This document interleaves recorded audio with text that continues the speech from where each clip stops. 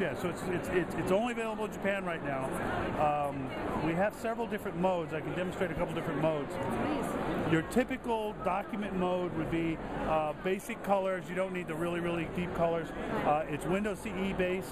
So for example, we can run typical Windows type applications. So here's would be a PowerPoint. Again, more on the display. Not so much for document creation, but more for document display because it's a static matrix. More for the portability of it to be able to sit there and look at it from wherever you happen to be. Right. Then I'll go back. I'll show you a. Now this is a PDF, which is kind of nice because a lot of e-readers don't have PDF on them. Again, because it's CE based, we can use these kind of applications. This is a PDF of our operations manual. This would be fabulous for, like, I'm an engineer. Right. Other things, so this is more of a multi-purpose device rather than strictly reader. And here's a Microsoft Word device, or well, Word file. Tonight, zoom in. Yeah. So this would be your typical Word document. Now let me show you some pictures. For pictures, we have a high quality video quality or a photo quality mode. So standard mode, what I was just showing you, I'll show you a quick picture. Now again, we don't use backlight, so I'm using the incident light inside the building here. So that's what you see in the standard resolution mode. And if I go to high resolution mode, but again, we make it user selectable, so let the customer decide what they want to do. Whoops. And you'll see that same picture now in 256,000 colors. You see, each time we sweep, we fill in, we give you more contrast, we'll give you more colors. Now, only about 10% of your content needs that full color, so it's up to, it's nice to have it, and it gives you a much better, like if you were going to use this in a digital photo frame, which is one of the apps we have on here, it gives a lot better presentation of color. Is there any possibility of it actually coming to the States at some point? Yeah, and that's what we're talking to partners about right now.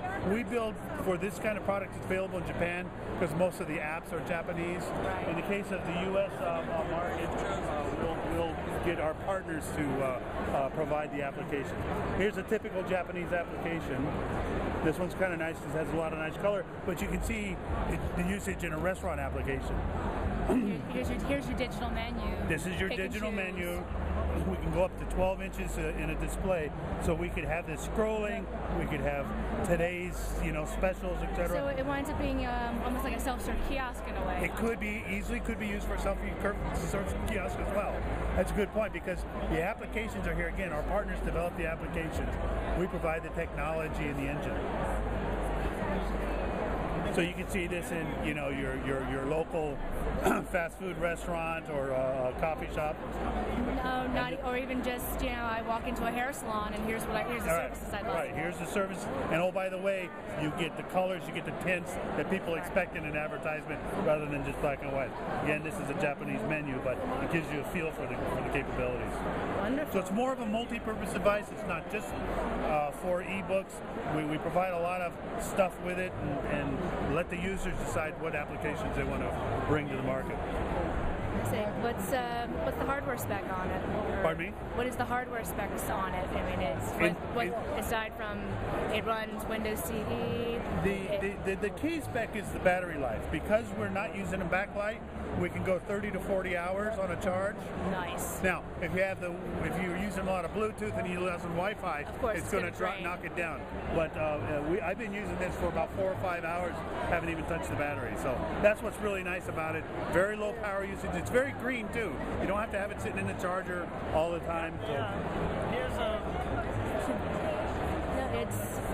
I hope it actually comes to the U.S. It'd be a fabulous addition, and it actually would give the Nooks and the Kindles and the Sony Touches a run for its money because it's actually something that augment their market. Exactly. You talk about digital magazines, digital newspapers.